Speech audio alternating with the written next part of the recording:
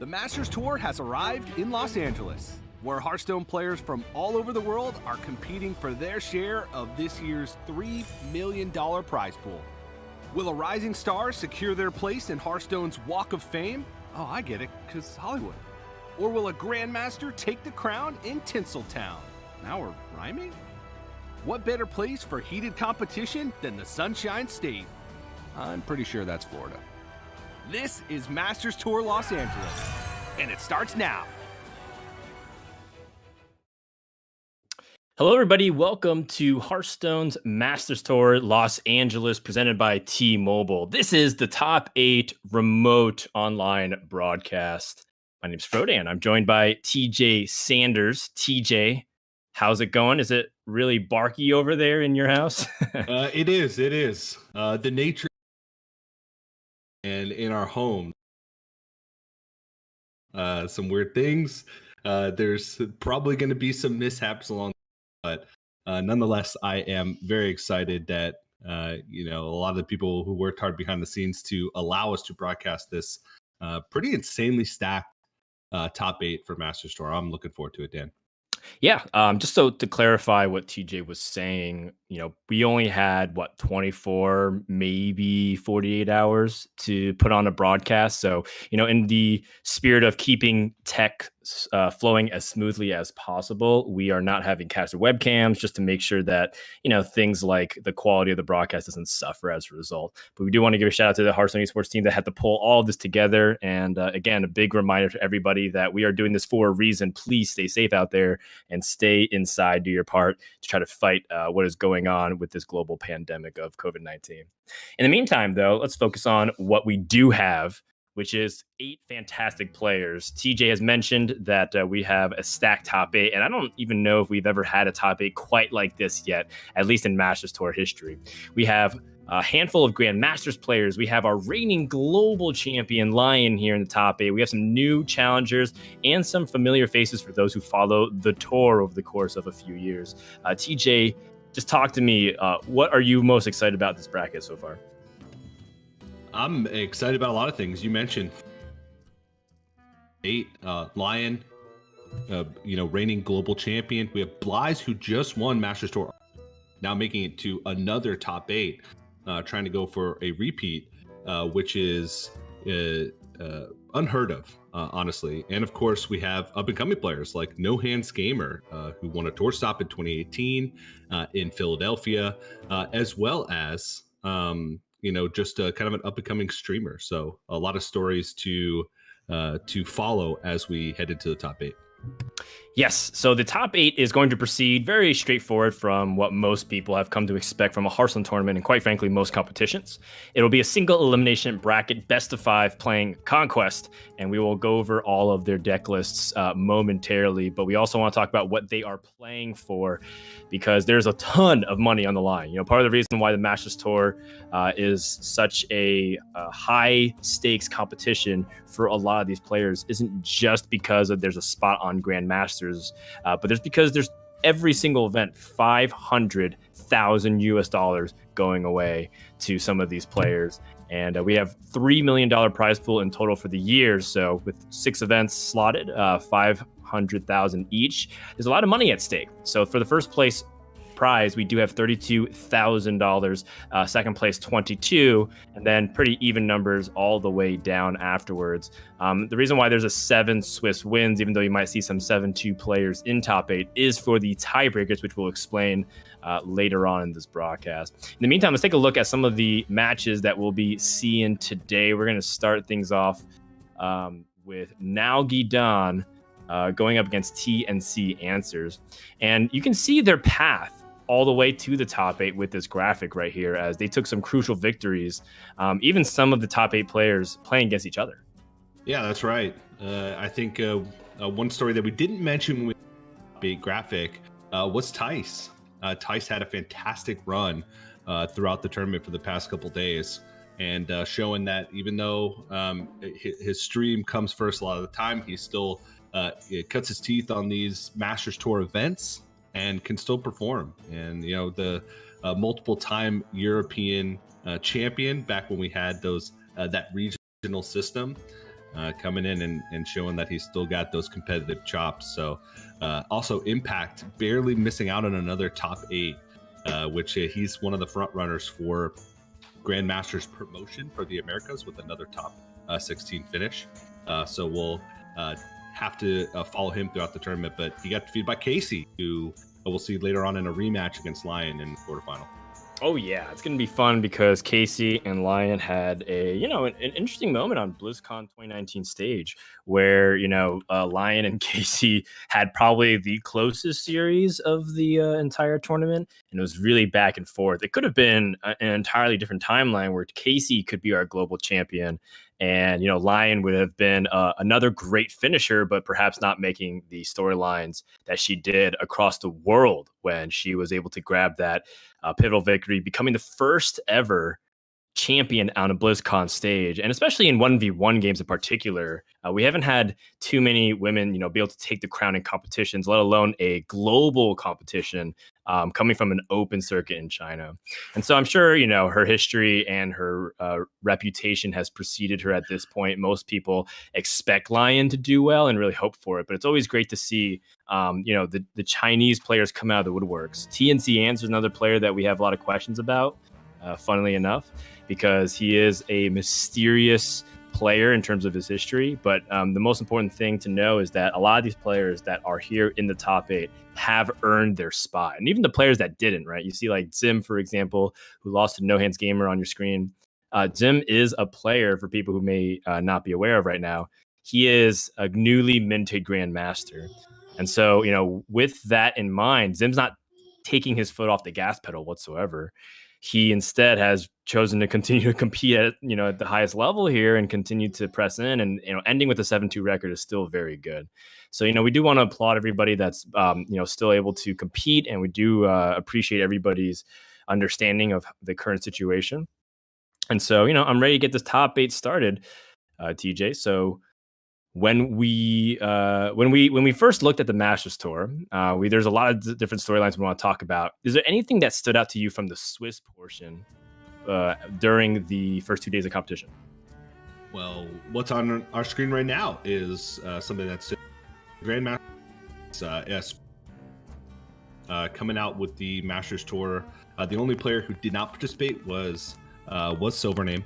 But the other European Grandmasters performed exceptionally well.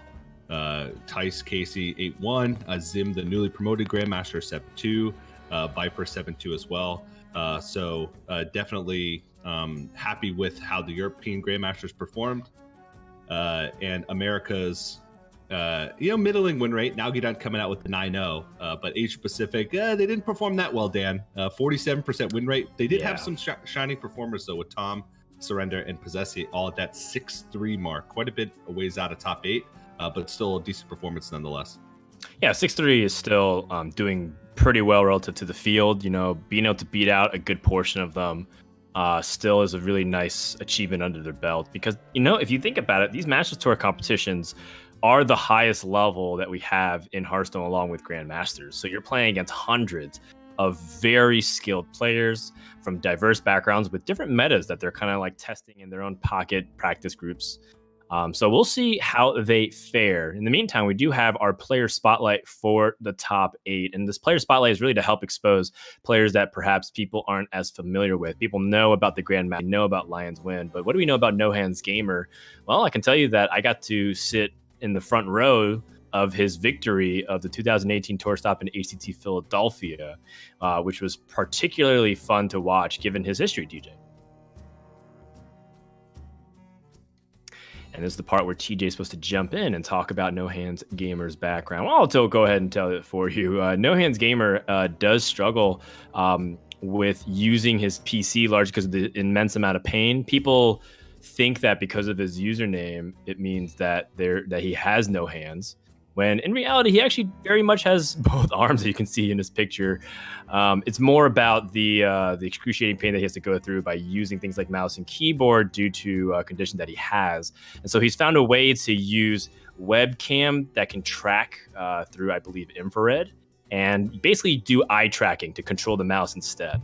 And I think that's a really awesome thing because You know, one of the things about Hearthstone, about how it's accessible to all kinds of people, and you know, we think about people from different backgrounds, different countries, different age groups, but we rarely think about, you know, the people and their, you know, their ableness. And I think that, you know, the fact that Hearthstone is a game that people can not only play but even compete at the highest levels, despite the fact that there might be obstacles in their way, I think is fantastic. And I'm really happy to see No Hands Gamer do well. He's also streaming apparently in straitjackets.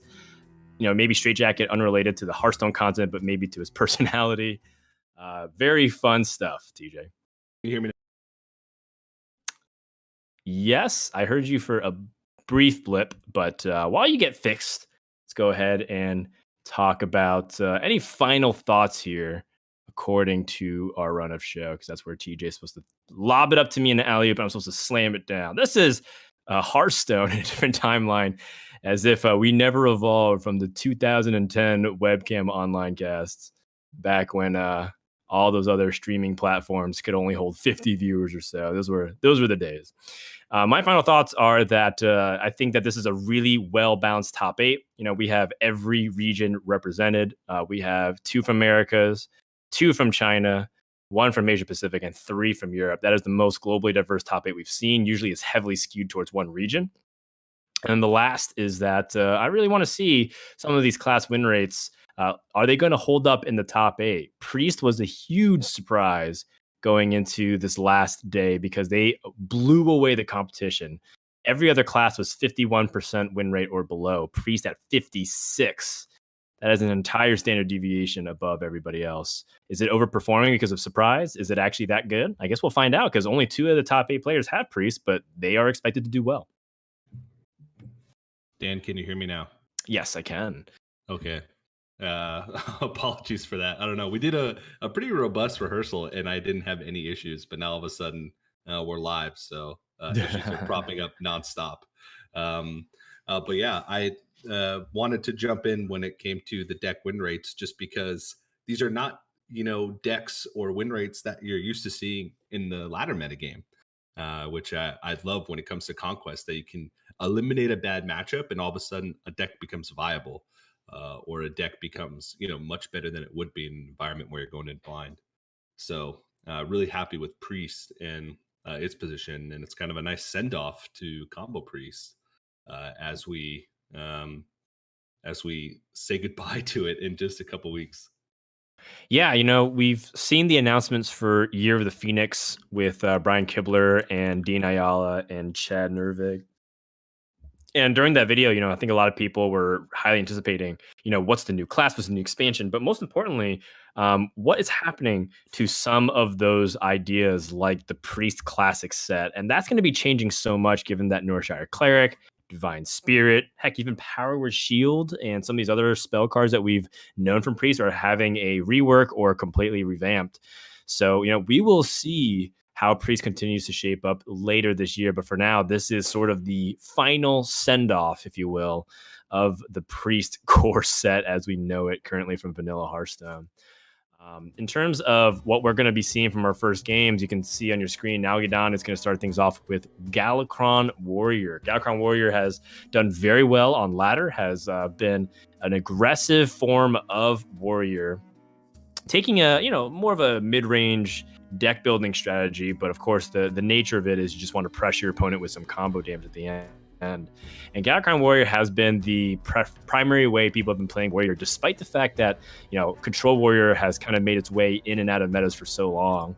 And I feel like Galakrond Warrior is actually well positioned because of classes like Hunter, TJ. Yeah, it's one of the better performing decks against Hunter. And the thing that I want to point out about Nalguidan's list is that it kind of runs between a lot of the normal lists that we see. He runs a single copy of Armor Smith, a single copy of Galakrond Elite, a single copy of Frenzied Fellwing. It's a lot of mixed stuff, kind of the jack of all trades. Usually you see players go all in on the Armor Smith train because that tends to do better against Hunter because you don't have to worry about the race as often.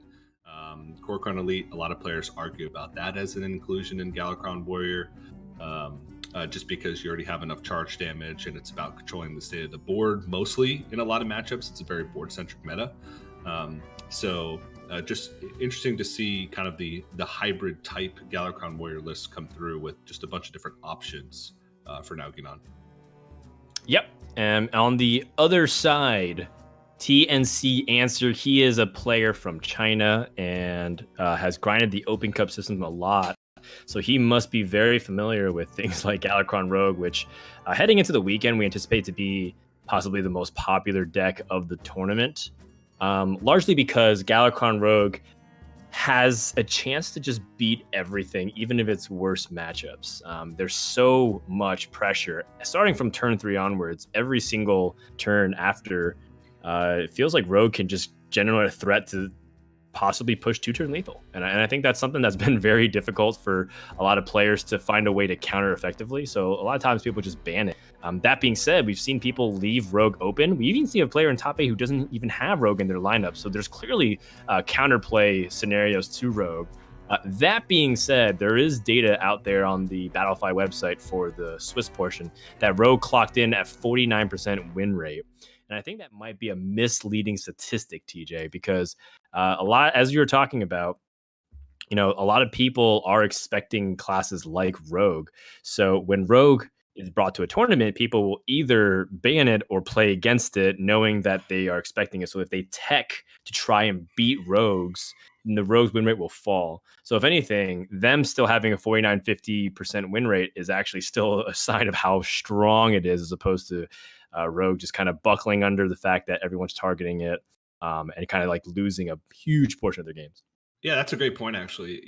Historically, if you look at kind of the most popular deck going into big Masters Tour like this, it does have quite a bad win rate, 46, 47%, because as you mentioned, it is targeted. And I think Rogue was one of those decks. And if you don't have an answer for it, you're just banning it. So very interested to see. We also have a Highlander Rogue in the top 8. We have 10 unique deck archetypes in the top 8 spread across the players. We have 7 completely unique lineups. So only 2 players even have the same 4 classes, let alone, the same 4 archetypes. So very diverse top 8. We didn't talk too much about TNCAnswer's Holy Wrath Paladin, the only Holy Wrath Paladin in the top 8. It's a deck that he's relatively known for from, what we've heard and from the resources we have based on the Chinese scene. He's definitely been an open cup, open system grinder, and the Holy Wrath Paladin seems to be his signature deck. So kind of cool to see him get this far with a deck that maybe made a splash in Arlington, but definitely was not expected to be a popular / powerful archetype in Masters Tour LA here. Yes, and I think that the unexpected is ultimately what these players are looking for in their edge. Speaking of unexpected, Holy Wrath Paladin, TNC's lineup, it still doesn't have that many games as a sample size, but it might come into play this series. I don't think people have been banning it whatsoever. So we'll see if that ends up paying off for them. Meanwhile, we're getting started here. Game number 1, Nalguidan, the undefeated player from Swiss, going up against Answer from China with the Galakrond Warrior versus the Galakrond Rogue. This is a pretty common matchup that you might see on ladder right now. And the data does favor Warrior slightly over Rogue for this tournament and overall. I think largely due to the fact that if Warrior can get that early game curve, we did mention Rogue is a big threat from turn 3 onwards to just kind of like end the game soon. But if you're able to develop the first few turns, you'll be able to get so far ahead of that Rogue that they can't really ever stabilize. Yeah, and that's the big thing. But the issue comes towards the later stages, right? One weakness of Galakrond Warrior is that they just don't have hard removal. Their hard removal is essentially Scion of Ruin, or bombs from Bomb Wrangler. They don't have like Execute or Shield Slam, things that Control Warriors would have. So a lot of times the way for Rogue to win is by developing just big taunt stuff, and that may seem difficult because you're a rogue and you don't necessarily have taunt outside of Shield of Galakrond. But with how many lackeys you're generating, Titanic lackey in combination with like a big Edwin, or just taunting up a lot of small things, can buy you the time necessary in order to push for for lethal damage. So even though this is, I'd say a favored matchup for Galakrond Warrior, it can get a lot closer with how big the power turns are for Rogue. Yeah, and you can see immediately like how important cards like Feral Cat are just to help stabilize the early game. I like this combat trick here to use Shadow Step and Eviscerate to deal with the bombs now. I think if you just play Candle Taker, you are opening yourself up to a lot of risk through cards like Awaken. Oh, but he's actually going to bridge and hedge the difference here. Like, doesn't want to lose too much on tempo, so just Shadow Step the Feral Cat and then play the Candle Taker. So he's doing both. I mean, he's still exposing himself to the risk of things like Awakens, but I mean, maybe it's not so bad in this situation because he would invest a lot of damage. So the more I think about it, the more I like Answer's play here. Yeah, it plays more towards his mana. He would have been able to like play the Feral Cat down on the board after he cleared out the bombs. But this does put a lot in the way to absorb the bomb damage. Right. Because you have the Reborn as well, which, can prevent some damage. The thing that I'd be worried about here would be like Inner Rage plus Bloodsworn Mercenary on this Bomb Wrangler, because then your hand just doesn't deal with that much bomb damage on the board, especially if Nalguidan would have follow-up. But a relatively... Oh, my goodness. What? That is a Restless Mummy.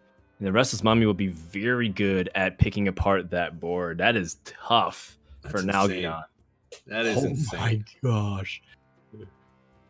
That is ridiculous. The Restless Mummy in the very beginning of the game is often a warrior tool to help control the state of the board. And, if the Feral Cat gives you both that Candle Taker and Restless Mummy, just think about how you're able to pick apart some of the high value early game cards from this warrior and instead turn it into a situation where you have tempo. Yeah, I'm really curious how he's going to do this, though. My initial thought was just to use the Restless Mummy to clear the board completely. You attack it into the Bomb Wrangler and then attack it into the Acolyte of Pain and dagger down the bomb. But instead, he's just going to try and make it as resilient of a board as possible. He opens himself more up to bomb damage, which obviously he did take some because he had less minions on board, but trying to think if board presence is better and resilience to Awaken, I guess, is better than potentially taking a little bit more damage from the bomb. Ends up working out for him. Yeah, that makes a lot of sense to me. I think the 1 damage to all minions effect, the whirlwind effects, in this case it's usually given to Awaken. Some Galakrond Warriors like to include Skipper as well, which I'm a big fan of. It's a new 1 drop from Galakrond's Awakening. They have a lot of tricks that they can do to help answer the board. So, I like having Awakens just against a lot of these decks that try to get on the board fast. Rogue is a little bit tricky, though, because they can get on the board in a multitude of ways, but I don't think Nalguidan was expecting this Restless Mummy. He does have an opportunity to push damage here and still develop onto the board with a little bit of tempo, but if he chooses to clear instead, he will be using his resources in a suboptimal way. Warrior wants to be using Inner Rage to combo with cards, not just to remove things and deal 1 damage to minions. So with this, he does get to develop the Frenzied Fellwing, which isn't the end of the world, but this is a much more comfortable position for Rogue to be in than I think Nalguidan was hoping for. Yeah, when you're able to just play a Shield of Galakrond that isn't challenged on the board, it feels fantastic, especially considering that there's not even a risk of Scion of Ruin. Going into 5 mana with only 1 Invoke, there's nothing that he could play, and gets the second Scion of Ruin with no Invoke cards. That's brutal. If he got that Crazed Maniac and was able to get that 5 damage pass, that would have probably brought him back in. And not only that, it would have activated Sign of Ruin for the following turn. And then he still has that option to even just curve out with Galakrond. So he had that opportunity, but, with the Town Crier drawing a rush minion, it could have been any rush minion. That is the one thing that I think Nalguidan was hoping he wouldn't see. Yeah. I mean, it was a 66.6% chance to draw the Devoted Maniac, and he got the 33.3 to draw the second Sign of Ruin. And this also gives TNC information, right? He has to realize that Nalguidan would have 100% played the Devoted Maniac if he had drawn that from the Town Crier. Yep. because obviously the Sign of Ruin is so much weaker there, considering the Devoted Maniac would have been a second invoke as well. So it does give Answer some reads, and he's got to feel super comfortable right now. He's got some invokes in the bag. Oh Galakrond's being no! bumped. This is brutal. This is brutal pan out. So Kronks is a fantastic card in Galakrond decks because you will be able to fish Galakrond out of out of your deck into your hand, or to play after Galakrond. The weakest Kronks is played is when you have Galakrond in hand, and there's nothing else to do with it. It's just a 6-mana 5/5. So this is a tough spot for Nalguidan right now. 6-mana 6/6. He still gets the tempo onto the board, but he will be struggling for the rest of this game. And if you look in contrast to TNCAnswer's hand, he already has Galakrond, he has Leroy Eviscerate. This is already giving me a lot of signs to indicate that this matchup might just have been too late for Nalguidan. He could still, have an opportunity to pull himself out, but it is going to require a miraculous series of draws and fails and whiffs from Answer. Yeah, everything just seems to be against Nalguidan. There's also the fact that sometimes you have to rip an uninvoked Galakrond just to try and pull yourself back into the game. But the number one minion to rip from an uninvoked Galakrond is Sign of Ruin, because that allows you to come back in a game. And the fact that he's drawn both of them is a bad sign. He has to rely on just maybe playing Galakrond next turn and then Kronksing to clear the board. And this is a clever sequencing from Answer because he will be running into hand space issues. So if you're going to play Galakrond in the final form for Rogue, you're going to run into card draw and hand management problems if you have too many of them. So yes, while he would like the value of the Evil Miscreant, he recognizes he's far enough ahead that he should be able to still get there. Now Nalguidan's going to draw one minion from his Galakrond. It is the Skipper. I mean, he can do some fun shenanigans. One of the more fun things about this deck that I like about Galakrond Warrior is Skipper plus Armorsmith plus Bloodsworn Mercenary shenanigans. But it might just be, a drop in the bucket here. He needs a lot more than that in order to come back into this game. If he can even come back into this game. This Edwin looks like it's going to come down as a really big threat. And like you said, there's not a lot of hard removal, if any, in this deck. Yeah. Right now, he has almost none. He can't even play Sound of Ruin activated. He still has yet to draw the second invoke card. Pretty brutal. And this is not an insignificant amount of damage. Kronks doesn't even help clear this. Yeah, I think that was a potential Hail Mary here from Nalguidan, which was hope he has useless lackeys like Goblin lackeys and just play things like Kronks and try to climb back onto the board. 2 Skippers. Okay. So 2 Skippers and Armorsmith is a lot. Especially since the one risky Skipper is buffed. It's currently a 5/7. But yes, if he plays this Kronks and clears the board except for this Edwin and hero powers, he will die. Yeah. He's seen an Eviscerate. He saw the Eviscerate go to face. How can he put him on having 8 damage from hand? Leroy plus any source of damage effectively would be lethal. Right. So it looks like he is going to try and go for Risky Skipper Armorsmith stuff. If he goes for Armorsmith, he still has the mana to fit in Bloodsworn Mercenary and the second Risky Skipper. Yep, and this should help him climb back onto the board. Doesn't have enough to hero power, but he will be able to deal 2 damage to everything and clear off clear off a lot of the threat while developing his own. So Nalguidan trying to do what he can with what he's got. But that Galakrond that's been held since the beginning of the game. Nalguidan already suspected that it could have been something like that. Yeah. Oh wow. Oh my goodness. Picks up 0 mana Kronks and High Spear and Togwaggle. Yes. It's like the 3 biggest minions in the deck for Rogue. He picked up for 0 mana. Even the Boom Pistol Bully, there's so many Battlecry minions in Warrior.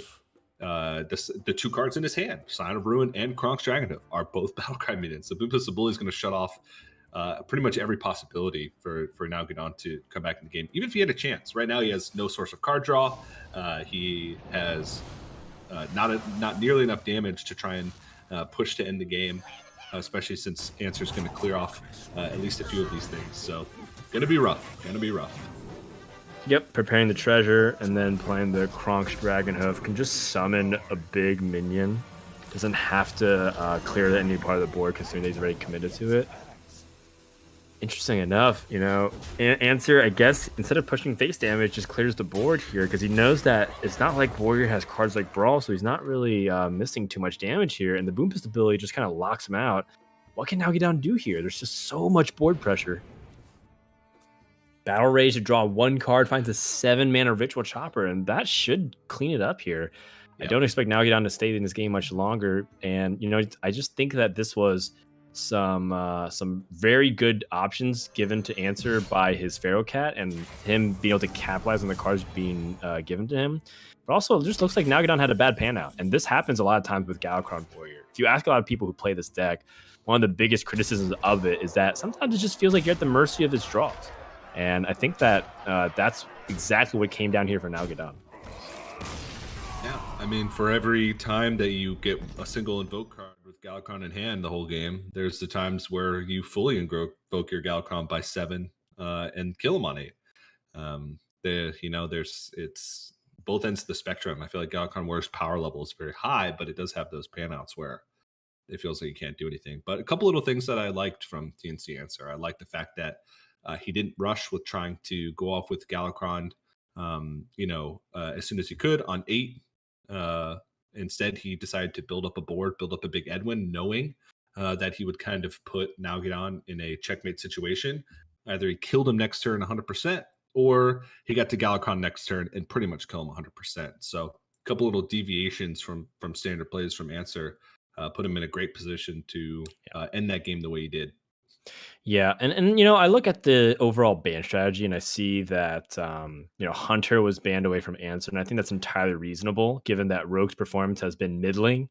It seems like while Rogue doesn't have too many overwhelming matchups that they're favored in, it doesn't seem like they're really unfavored versus anything as well. So outside of Shaman and Paladin, the win rates have been very close with Rogue. So every single deck or every single class that isn't a tech bring for this tournament seems to be doing okay, if not favored versus Rogue. So I like Nalguidan's gamble there.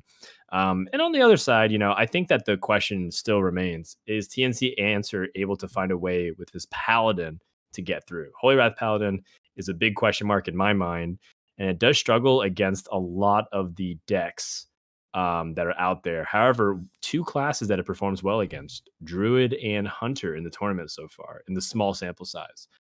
And he did ban Druid, which is a little bit interesting to me, given that Paladin's the most unknown. But I'm just going to side with Answer and recognize that he's been playing, he's getting the reps in, and I assume that he knows best with what works with his lineup. Yeah, what's interesting about Holy Wrath Paladin just in general is that watching a good player play Holy Wrath Paladin and watching a great player play Holy Wrath Paladin is a completely different experience. It's one of the, I think, highest skill cap decks in the game. I think notably, going back to last year's Grandmaster season, obviously Holy Wrath Paladin has received more tools since then, like Satharvar, for instance. But just watching some players pilot Holy Wrath Paladin that were pretty good at the deck, and then watching the experts pilot the deck, it was night and day. Being able to have those setups for lethal later on in the game, being able to play to your outs, the risk reward, weighing those benefits later on in the game when you have to say, I need to take this 1 and 3 to win right now, or my odds actually go below 1 and 3. Those are the types of calls that you have to make with Holy Wrath Paladin. And I feel like players that are experts at the deck make the win rates look a lot higher than they'd normally be on average in the field. And it's hard for us to look at the statistics like for the rest of the tournament on Battlefy because there was a decent amount of Mech Paladin in the field too, to try and target some other decks. So I'm just curious to see that deck in action, especially against Nalguidan's lineup. It might struggle a little bit because if you don't have a good pan out, these decks can get aggressive very quickly. He's got Galakrond Warrior, he's got Dragon Hunter. So a very aggressive lineup. Well, it looks like the picks are in for game 2. Nalguidan's going to turn to Galakrond Rogue. Again, if you're just tuning in, wondering about things like why there are no webcams and whatnot, we're trying to keep this broadcast lean and mean as possible to give us the fewest possible fault points, if you will, for this stream. We don't want the stream to go down because we're doing webcams, or even the quality, like the bit rate, to suffer too much. Just because we're having, we don't have the ideal tech setup. We only had a day, a little bit over a day, to set everything up tech-wise. And so even just being able to get all the right graphics and overlays and production and just the capability to be able to handle all 4 regions to be able to broadcast and stream was kind of an undertaking in itself. So shout out to the HS Esports team that's been putting a lot of blood, sweat, and tears into this just to have the broadcast canceled, just to have a top 8 remote broadcast anyways. So we're really thankful to them and T-Mobile, who's helped put this broadcast together. In the meantime, going into game number 2, we'll find out what Answer is going to be trying to follow up with. It looks like he has picked Hunter. Now, Hunter, we've seen a ton of Hunter deck lists come out. And we've seen both the Dragon and Highlander variants of Hunter seems to be doing well in this tournament, TJ. Yeah, both of them are doing well. Nalguidan with Dragon Hunter in his lineup went 9-0 throughout the Swiss portion of the event. And TNC now in the top 8 with Highlander Hunter. And it is kind of a Highlander Dragon Hunter. There's a couple of cards that I wanted to highlight. The Boom Pistol Bully, which is in his opening hand, is one of them. If you look at a lot of popular decks in the metagame, battle cry cards are very prevalent in all of them, essentially. Galakrond Warrior, Galakrond Rogue specifically, because it shuts off invoke minions, which is a huge deal. Also, he has Bad Luck Albatross, which is a great card to go up against other Highlander decks. Now, Nalguidan doesn't have any, but there are a lot in the top 8. So if he makes it past this point, that Bad Luck Albatross could be a big deal moving him forward. So it is a relatively low curve Highlander deck as well. Obviously, it tops out at Dragon Queen Alexstrasza, Siamat, and Down Tamer Bran. But he's got a lot of stuff at 2 and 3, which will lead him to being able to contest some of the faster decks, which I like. Yeah, Nalguidan has also like a very nice curve from the first few turns of the game into Ferrocat, into another nice 2-mana Reborn minion. He did have that Seal of Fate in hand, but looks like he's just saving it in case TNC develops on curve with things like Animal Companion or anything of the sort. But in this case, Nalguidan just going to set up for a very nice series of Galakrond invoking minions. And now that he has all 4 invokes in hand, the moment he draws Galakrond, he is going to pop off.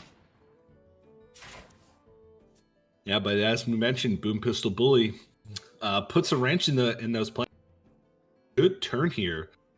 He's actually got a few good turns here. He could go with Ziliax because that can actually attach. Well, it's hovering over right now, but is that a Grand Mummy? No. The name is eluding me at the very top of my head, given that I refuse to play Rogue on ladder right now, since it's actually been a little bit of time since I've seen its name. It's not the mech one. Okay, never mind. It's not. No, it is. There are reborn mech mummies that you can use, especially in Quest Paladin. Yeah, but apologies. I thought that was something different with my monitor.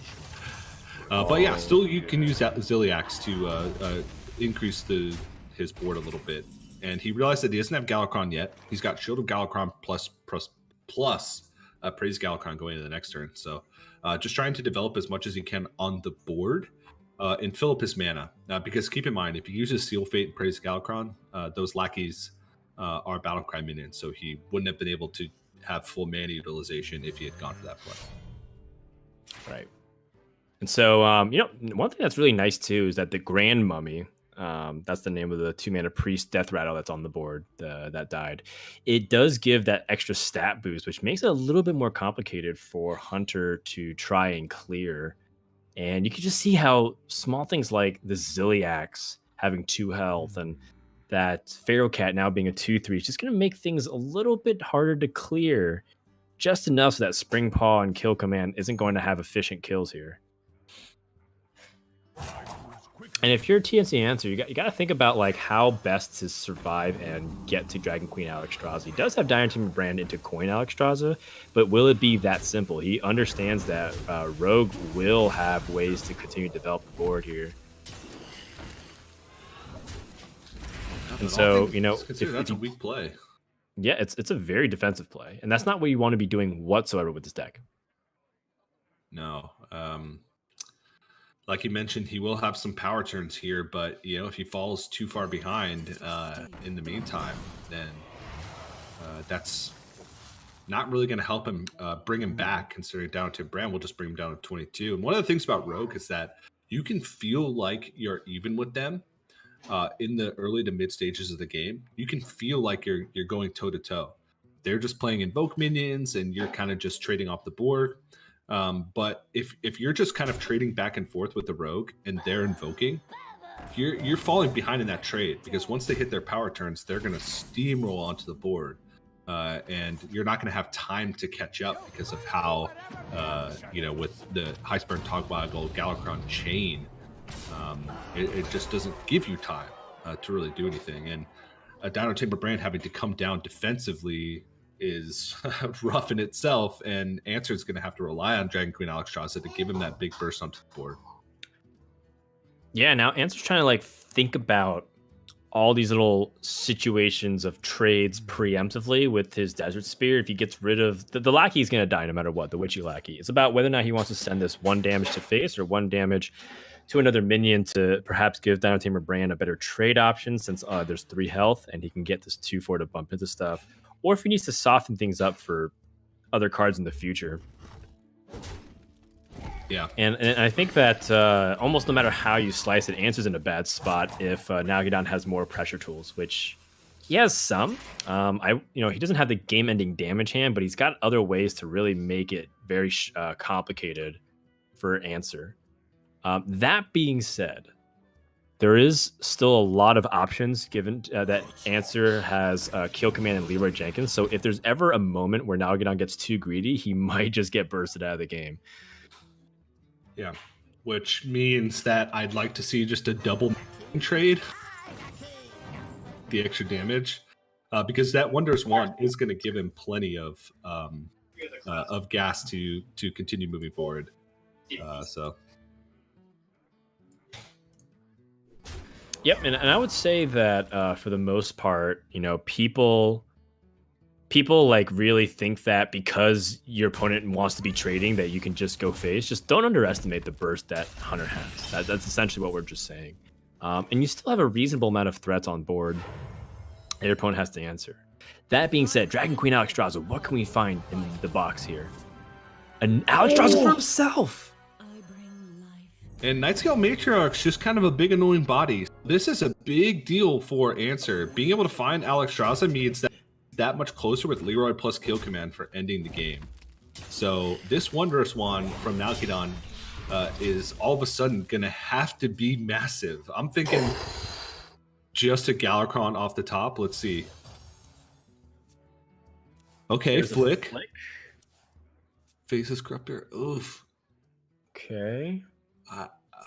So the Faceless Corruptor and Flick will answer 2 threats at the very least.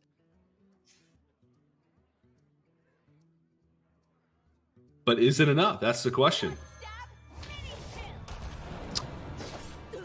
It might be. Because the Faceless Corruptor does allow you to trade into the Alexstrasza, then you can... He can still kill the Matriarch somehow.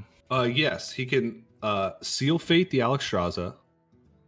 The Hearthstone Togwaggle goes into the Alexstrasza. Faceless Corruptor comes down with a Kobold Lackey onto the Nightscale Matriarch. Ah, yes.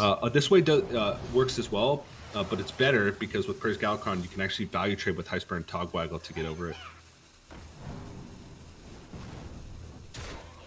Yeah, and I like the use of this to go face. So 2 damage on the board for Answer.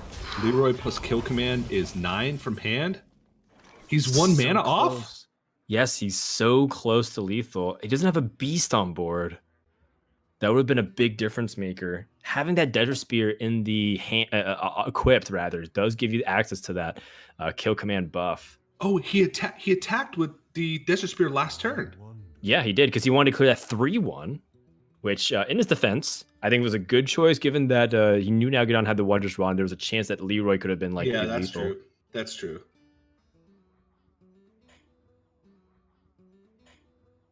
Does Diving Griffin potentially save him here? Because is there anything like, does he have to use his cards defensively? He has a Faceless Corruptor left in his deck. That's 1 rush minion. He has Ziliax as well. Okay. Those are all decent options. Yeah, so he does have some clears. I also like playing the escaped the stealth minion as well, because I think that it's really important sometimes to get that damage. Yeah. But it looks like he's just gonna push with the brand, and it makes sense actually, because Leroy Kill Command plus Hero Power is 11. So now the onus is on Nalguidan to finish the game. He finds Eviscerate.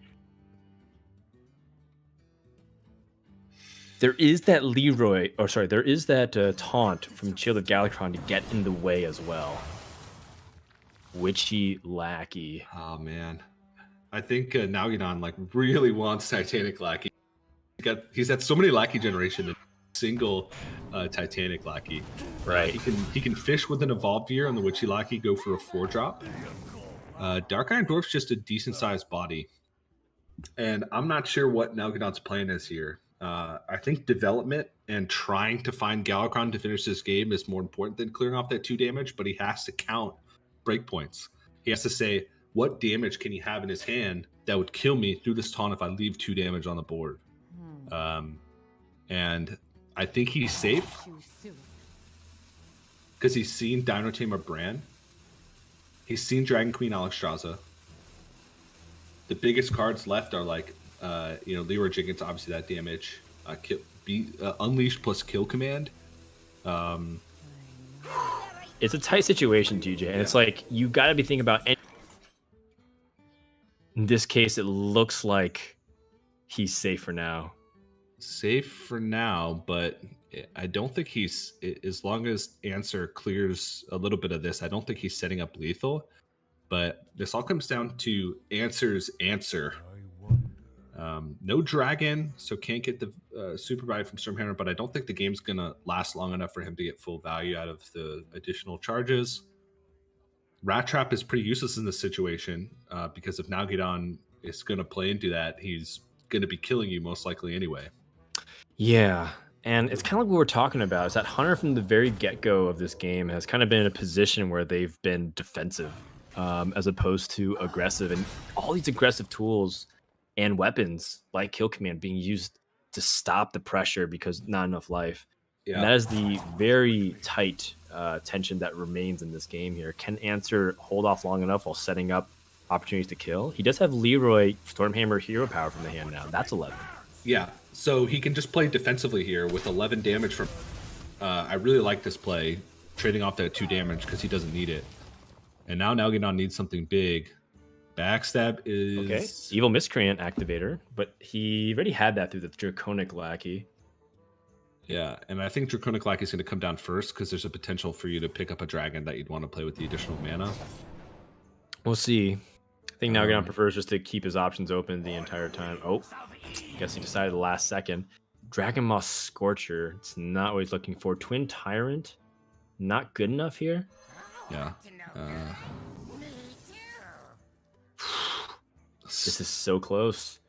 Still no Titanic Lackey. He has a Witchy Lackey to try to dig again. What can he even get off of Theo Lackey? That's what I'm thinking of right now, because he doesn't have enough damage in the game. If he finds another Eviscerate, he'll have 8 damage from the hand. this is not looking good. Looks like he might be dead. Wait, no, there's still a Witchy Lackey attempt There's here. still a Witchy Lackey, but Witchy Lackey is the only thing that could potentially keep him alive. Oh, it doesn't land on anything. It's just Grifta. Yep. And I think Nalguidan knows that there's a high chance for lethal. And that's partially why I was talking about the Mana Saber being an important tool, because it's just, even if he didn't have that weapon, it's that insurance. And that is a 2-0 lead for Answer. You know, TJ, we talk a lot about how players who go undefeated in Swiss, it feels like they end up losing a lot in the first round bracket of the top 8. And the reason why I think is because a lot of times to go perfect in a tournament, you do have to get lucky. I don't think there's any 100% win rate lineups that exist in like card games, period. Otherwise, I think that is just a really imbalanced meta. But, you know, the idea is that eventually you're going to have some awkward draws. And it does feel like sometimes when you get to the bracket, there could be that variance. But that being said, I got to say that Answer's played very well with some of those tools and the situations he's been given. That game looked like it was Rogues to lose, and I think he found a really good spot and a couple of pinches to be able to turn it around. Yeah, just maximizing his odds in certain situations, playing defensively when he needed to, I think was the big deal. Right, he had insurance both ways. From the Alexstrasza, obviously, giving him that extra 15 damage because he hadn't dealt any at that point, or very little. But you know, the way he played up until that point, knowing that he had to play Diner Tamer Brand defensively, knowing that he had to rely on Dragon Queen Alexstrasza to pull him out, ended up being the difference there. So I definitely like that. But Nalguidan's on the ropes now. We'll see what he can muster up, because he has to beat the Paladin, which, you know, we talked about being a potential weak point for Answer. He has to beat it 3 times in a row. Yeah, and Paladin doesn't have that many games under its belt, especially against classes like Warrior. It only has 9 games, and it's lost 6 of them, meaning that it's a 2-1 underdog. But does that mean that they're still at chance, right? It still did win against Warrior a couple times. Does Answer have the ability to squeeze it out right now? Nalguidan, of course, is going to turn to Warrior and going to go to his most favored deck versus the Paladin, at least based off what we've seen in stats. And I think that the pressure is just very hard to deal with, especially because there's so many waves of pressure, and the fact that Galakrond's Invoke is damaged from the hand. Whenever you play an Invoke card, you gain 3 attack on your hero, and you're able to add that damage. The Holy Wrath Paladin excels against minion-based damage mainly. Like, usually it clears boards before they're able to get damage. And because charge and a lot of damage to face has kind of just been phased out of Hearthstone slowly over time, it gives Paladin a lot of breathing room, because then if they're worried about minion damage, they just play timeout if they don't have that board clear. Yeah, the combo damage can be absurd from Galakrond Warrior later in the game if they have the time to assemble it. You know, turn 10 without any outside buffs, like for example from Galakrond, there's 19 damage from hand with just Leroy, Inner Rage, Bloodsworn Mercenary, plus the hero power from the Galakrond Warrior was 19 just from hand with 3 cards. So you never feel safe at a certain point in the game if you're the Paladin, which the Holy Wrath Paladin, I feel like in a lot of strategies, it's based off of knowing when to take risks, knowing when you can hold on to your removal, knowing when you can hold on to your healing, knowing when you can take turns to draw cards instead of playing defensively. Because that's the whole point of the deck, is to draw through the entire deck to be able to get that combo damage off. But it's just been a while since we've seen Holy Wrath Paladin do exceptionally well. So I'm always weary when I see this in a bracket. Interesting. Immediately fishing for Christology and throwing away all cards, throwing away Zephyrus, which obviously doesn't really work very well early game, given that there's a lot of duplicates in the deck. But even throwing away things like Prismatic Lens, which I think is a key card in most Holy Wrath Paladin game plans. Mm-hmm. But for now, needs to get that early game going. Finds a Blood Mage Thanos, which, you know what? Sometimes might actually not be a good thing when you're playing against a deck that loves to use 1 damage triggers on their cards.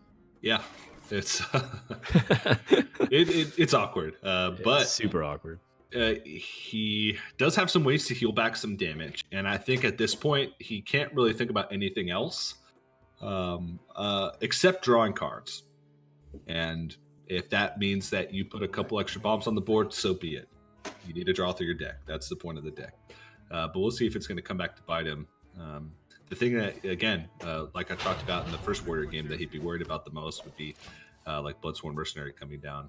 And doesn't attack face as well, which no point in really doing it right now. You just activate Battle Rage, which is something that you usually don't want to give them extra cards this early on. And the damage doesn't really matter until you start getting to the later stages of the game, especially since they can just armor up anyway. So, the no attack. Looks like Answer's just going to bite the bullet and consecrate while accepting the Boombot damage and summoning 2 more. That's not a great feeling when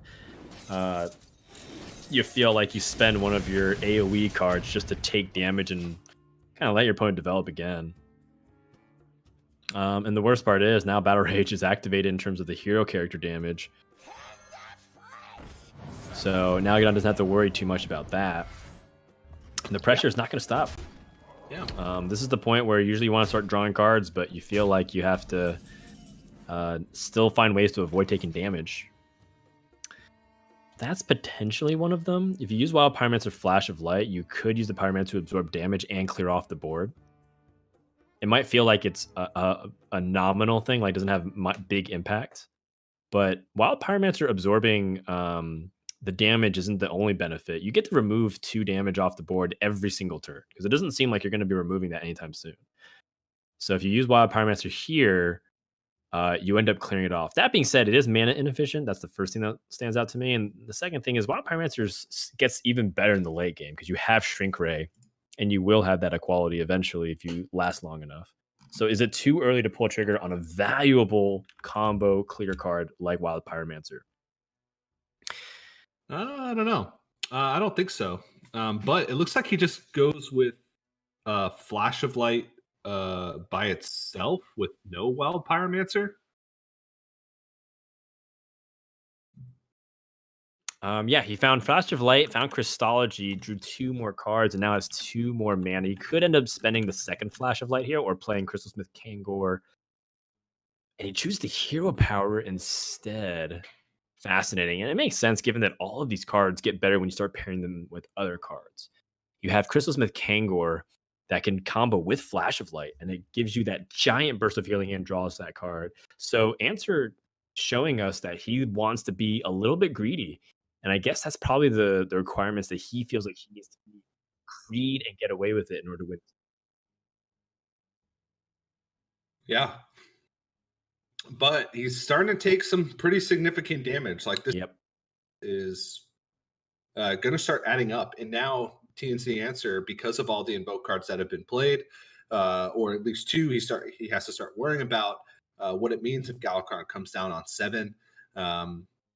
But timeout or Flash of Light plus Crystalsmith Kangor, Elven Archer just not using those super powerful tools like timeout or Shrink Ray, and just making sure that he's taking as much damage off the board as he can.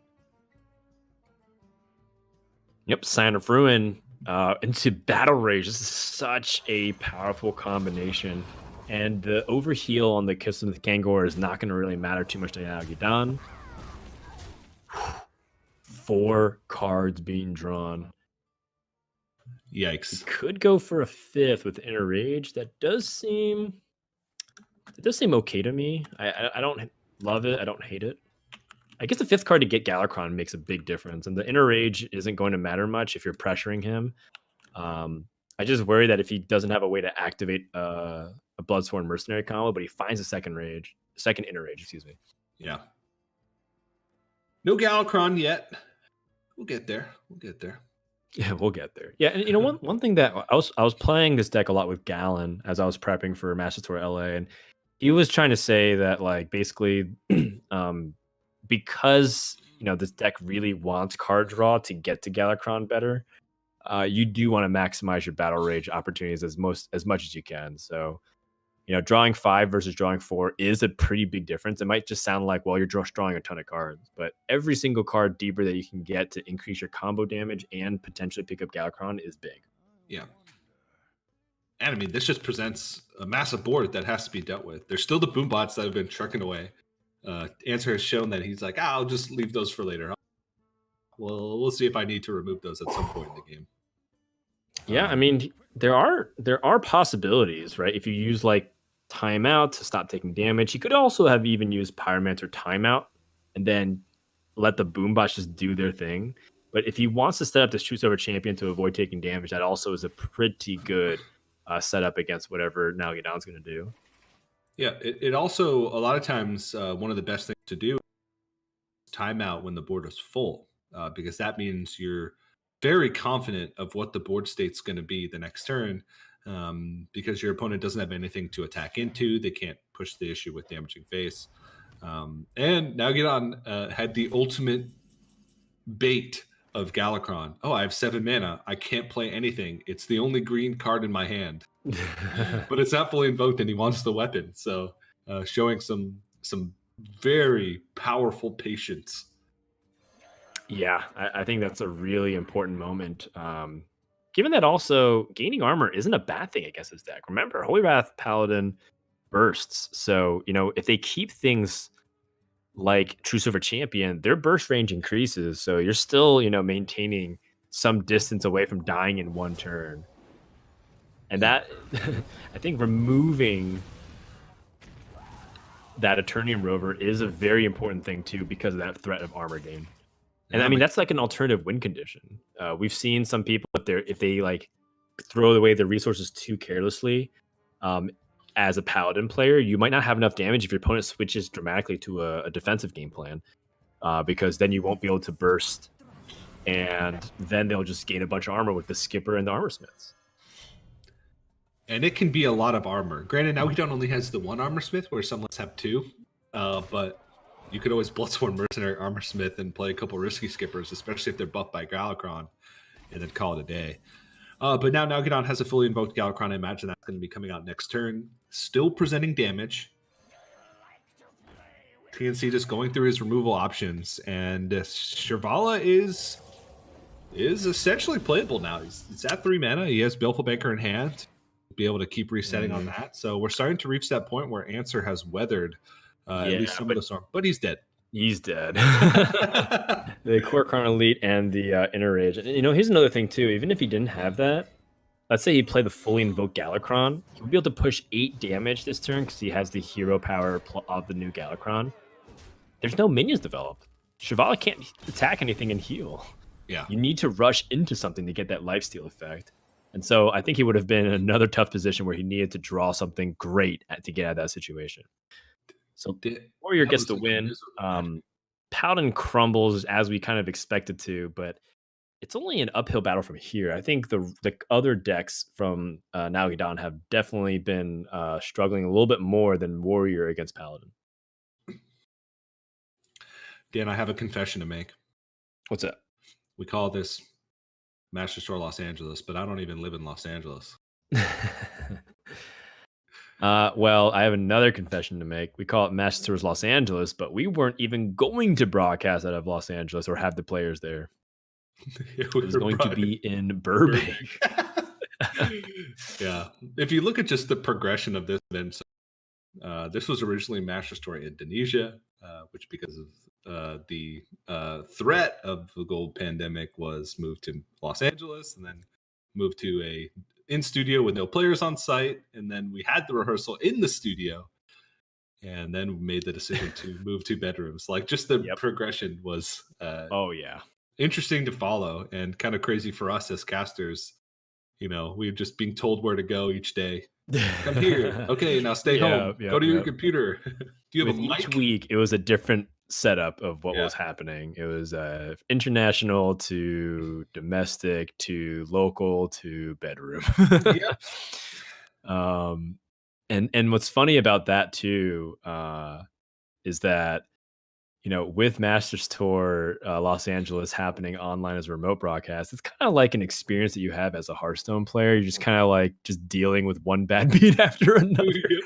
It's just like, oh my God. Okay, I didn't get my optimal draw. Okay, I still have an out with this Discover. Okay, this Discover, it is not great. Can I use anything like here? It's just one of those situations where you just keep bargaining more like, okay, I could still win if this. And I feel like that's kind of what the Hearthstone player, the Hearthstone esports team has to experience from the perspective of a player. They too have to adapt to what's being given to them. Well, Dan, metaphorically, we're going to top deck Leroy for lethal on this broadcast. Yes. But I mean, I feel like either way, any draw we get, TJ, if we were to continue this metaphor, any draw we get is good. Yeah. I am very happy with this top 8. Even if it's the 2 lesser known players, Answer, who is an open cup grinder from China, playing those 10K player tournaments, which, by the way, if you don't know already, China has developed their own third-party client to have open cup tournaments using, I believe, the software that NetEase has helped develop. And that's a NetEase thing. That's not like Blizzard thing. That's partially why it hasn't really crossed international borders here. But they've been playing 10,000 player opens, and Answer's like been grinding them. He's won some of them, and that's how he's qualified for the Masters Tour. So that's why he's no slouch. So yes, he's a new challenger to the throne of players like Lion, who's climbed the ladder, and these Grandmasters. But it shouldn't surprise you if he's doing well, because those players, we call them the sweaters, TJ. They are in there getting their hands dirty, putting the time, grinding away. Yeah. I respect players a lot that spend their time grinding open events, because I tried it once. It wasn't for me. I think I prefer casting. Just because regardless... The EV is certainly higher, TJ. The EV is higher. You get to see the event through the end most of the time. But yeah, it was rough. I did qualify for a playoffs once back in the day, but decided to cast instead because I didn't have faith in myself. This is before I worked for Blizzard. Ancient history. Yeah, it is. But I was casting a lot of events like this back then, from my house, online. Yep, it's kind of funny to the good old days come full circle. As much as things change, things remain the same. That's partially what's great about it. People, I wish no ill will upon anybody during this time of crisis, but it is interesting to see how other industries kind of just full up got canceled, and we're finding ways as an industry for gaming and esports to adapt to the situation, which I think is part of the advantage of us being digital, right? We always like to talk about the disadvantages of gaming and technology, like sometimes limiting us, but this is one of our advantages. And so as we roll into game number 4 here, speaking of advantages, I want to just point out that Holy Wrath Paladin's highest win rate card by a big margin in terms of their opening mulligan is Christology. And not only that, Answer went Christology into Blood Mage Thanos. That's a great start for a Paladin player. That should give him a pretty significant leg up compared to the previous game. Yeah, but there's one, I will say this as eloquently as I can. One card that is a huge bummer for Holy Wrath Paladin, and that's Flick. Oh yeah, Flick's actually when it targets a Shirvala means that whether you Sarthravar or you play Baleful Banker, that Shirvala's gone. It's gone. You get to play Shirvala once most games, and you better be killing them when you play the Shirvala, because if you're just using it to trade into a minion and try and shuffle one back into your deck, you're going to be sad because there's no way that your deck's going to deal 30 damage without it. So it changes the game plan a little bit, kind of for both players. Answer just needs to make sure that he, when he plays Shirvala, that he's keeping Flick in mind, and that he if he has to play it early, he knows what he's getting himself into, and he has to rely on a secondary condition. So just something to think about and look towards as this game starts to pick up. Yeah, and the game is going to start picking up pretty quickly the moment Nalguidan can find some invokes to keep that lackey train and resource generation really high. Answer's really debating if he wants to utilize any of his remaining mana or his attack here, and I feel like this Elven Archer, while great, there is case uses of holding on to it. You know, you really want to be able to use Elven Archer to help remove things if you find other ways to set things to 1 health. But I think that Answer has figured out that he just wants to stop as much damage and pressure coming into him, because that's how Rogue gets you. They just start to poke you a little bit here and there and get that chip damage, and all of a sudden you're within range of a couple of combos to kill you. Ooh, Solid's Pride. But played... we'll see if... does that even draw anything? He played...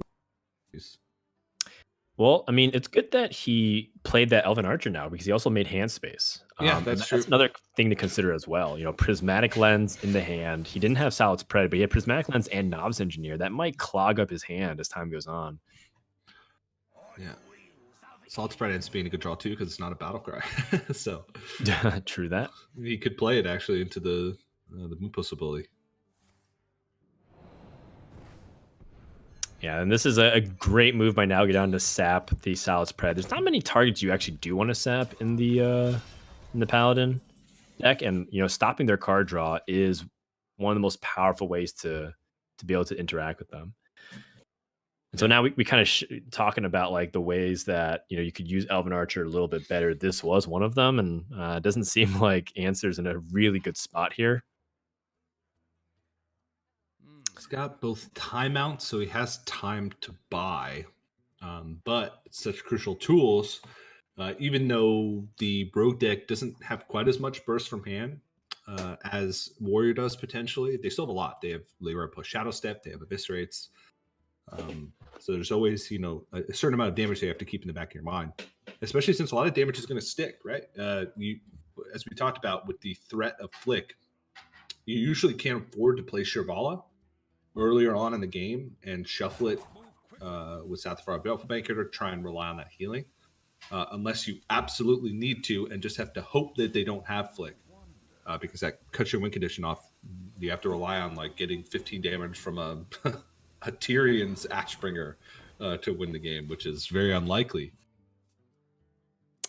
Yeah, I think that it's just a tricky situation overall, and I think like you just sometimes have to hope that your opponent doesn't have the exact tools to punish you. And I think that's something that a lot of players have to very carefully oscillate between those decisions. You have to think, okay, what's the best thing my opponent can do? That's actually one of the first tips that you'll hear from, you know, players when they asked how to level up the game. You know, I'm constantly in streams like Firebat and Kibler and Zalay, and like, you know, when they ask them, how do I improve at Hearthstone from like a beginner to intermediate level, one of the first things that they usually start talking about is like, consider your opponent's options. Like, what can they do? But in situations like this, sometimes you have to think, what if they don't have the best card? You know, what are some of the worst case scenarios, and like, how can I like really find ways to get advantages there? And you can look at Nalguidan's hand. His hand wasn't exactly the best for pressure. He's got a bunch of small cards that can help influence here and there through Praise Galakrond and the Shadow Step.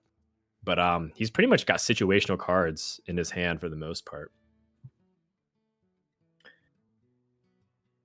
Now let's go over to Answer. His hand is completely full. How does he balance this? Prismatic Lens would overdraw right now if he just let it rip. So he has to be very careful with his hand resource. He could purposely drop a card. Like if he plays Prismatic Lens, he will draw in a specific order. I believe it is draw the minion first.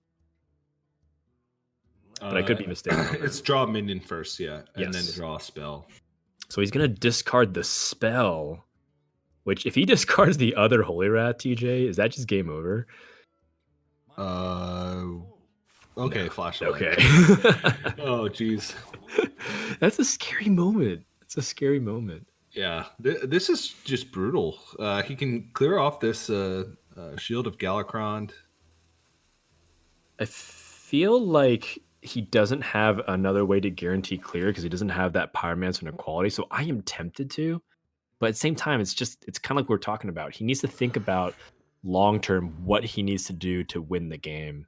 and he needs to pretty much get lucky. Like, there's no other way to say it. Like, he needs to clear. He needs to draw his last card so that Zephyrus can either do something, or sorry, his last duplicate card, or he needs to find a way to combo with that equality. Yeah. I was curious if there was an opportunity for Nalguidan to go with a Shadow Step onto the Boom Pistol ability. Because he would have been able to replay it. Oh, interesting. But there's really not that many high-impact Battlecry minions that are still left. He, for example, wouldn't be able to play like Baleful Banker or Zephyrus if it were to be active. Right. But outside of that, he had access to everything else, like Wild Pyromancer plus Equality Clear. Sure, no Battlecry minions involved in that. No Battlecry cards involved in that, so he'd be good. But does bring back the Boom Pistol Bully, because being able to play the Boom Pistol Bully going into a turn where the opponent would have to combo or you kill them is pretty much a guaranteed victory. Similar to Lotheb back in the day, right? Where combo decks relied a lot on spells. Yeah, people do compare Boom Pistol Bully to Lotheb. I believe Lotheb is generally more powerful, but in a Galakrond-centric meta, I mean, Boom Pistol Bully feels like Lotheb, and you get to put multiple copies if you want into your deck, because it is not a legendary card.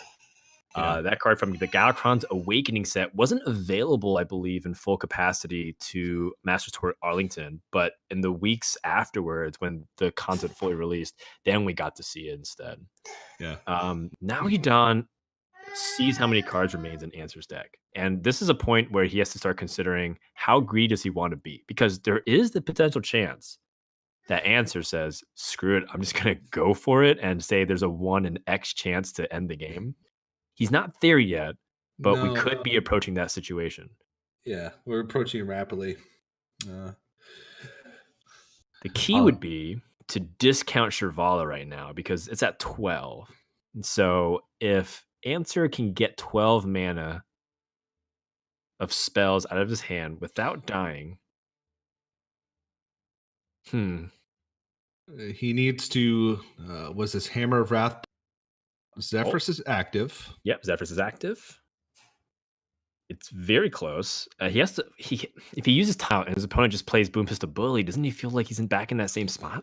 Yeah, and that's his second timeout as well, which means that whatever's loaded up on the board from Nalguidan is going to stick, because right now he doesn't have a way to clear. Right, he has Shrink Ray.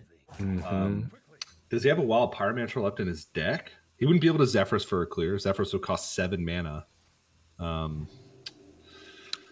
That is rough. This is really rough, and he can't even hero power and whatnot either, because he has to make sure his opponent can't like Ziliax heal. Yeah. And so, Nalguidan picks up the King Togwaggle as well, so he can Togwaggle Boom Pistol Bully. Unless he wants to go for Wonder Swan now. I think you want a Boom Pistol Bully. Your opponent's at 5 cards left, right?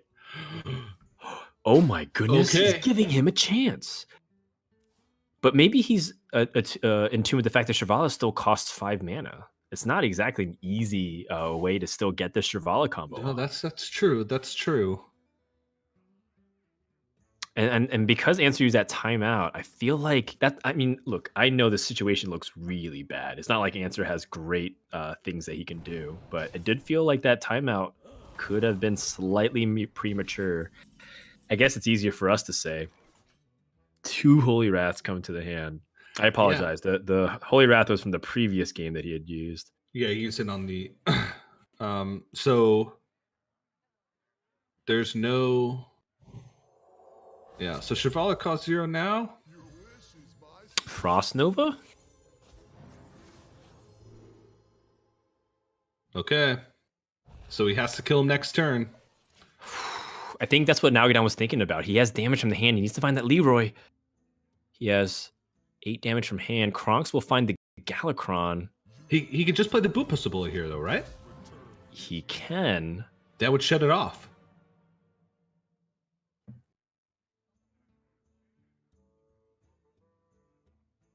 What, his Galakrond is not quite fully evoked, if I'm... Yeah, I don't think so. If he does find the Leroy, it'd be a little bit off too. So I think it's just Boom Pistol Bully here. And yeah. So Boom Pistol Bully would make these Baleful Bankers cost 7. Right. And Sarthavar unplayable. Yes, and South Oh, Oh my gosh.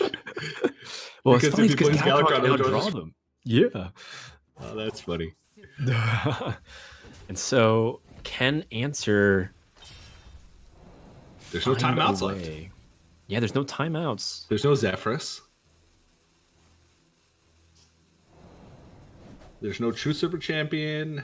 There's like nothing left. Sure, how about another Boom Pistol Bully? Whatever. Oh, that is brutal. If you play Shirvala Baleful Banker, you still don't kill enough of the board. You gain 7, go up to 14 with 9 showing.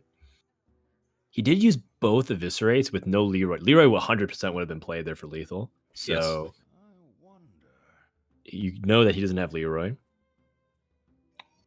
I mean, he can clear here. But then there was the Boom Pistol Bully was Shadow Stepped again. Right. So he knows that next turn he's not going to be able to kill him either. Wait. But TJ, he might not draw Shirvala. So he plays Baleful Banker, hopes he doesn't draw Shirvala. The next turn he just Holy Raz and hopes that he gets a 50-50. He has to kill off his own Shirvala, though, because he's just going to get flicked. Wait, yeah, you're right. The flick. He has to hope for no flick. No, you're entirely right. I forgot about that. We talked at the beginning of the game. Yeah. Oh, wow. So now all Nalguidan. Oh, he's going for lethal right now.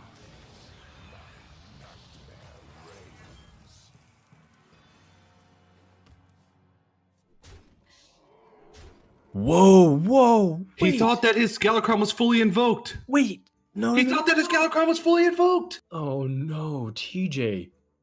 Oh, my God. This is a disaster. All he had to do was play a Priest Galakrond before he played the game. It was one TJ, my invoke neighbors are upset. They are opening up their sliding doors and screaming into the void. This was such a bad position to now be in for Nalguidan. What is happening? Oh, no. Oh, my goodness. And Nalguidan's trying to, like, calm down and think about a way to get out of the situation. Oh, no.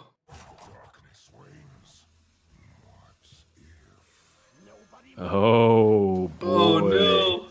This he is has bad. to play it in hope. There's 8 damage on board. He's at 20. Yeah. There's a... So TNCAnswer has to not draw Shirvala.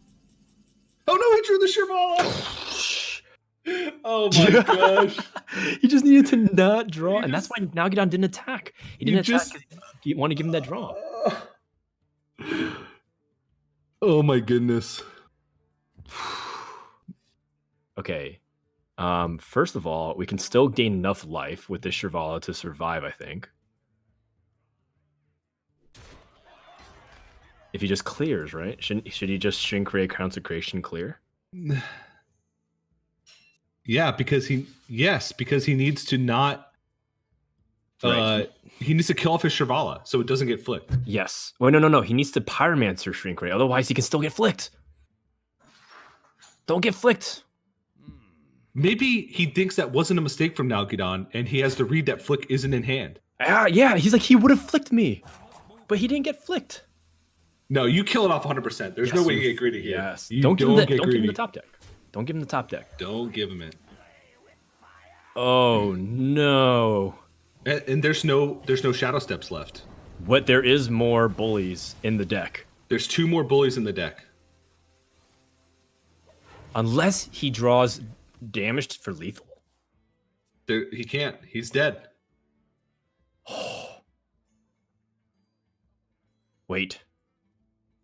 Is there something that can pull him out here? Ethereal Lackey?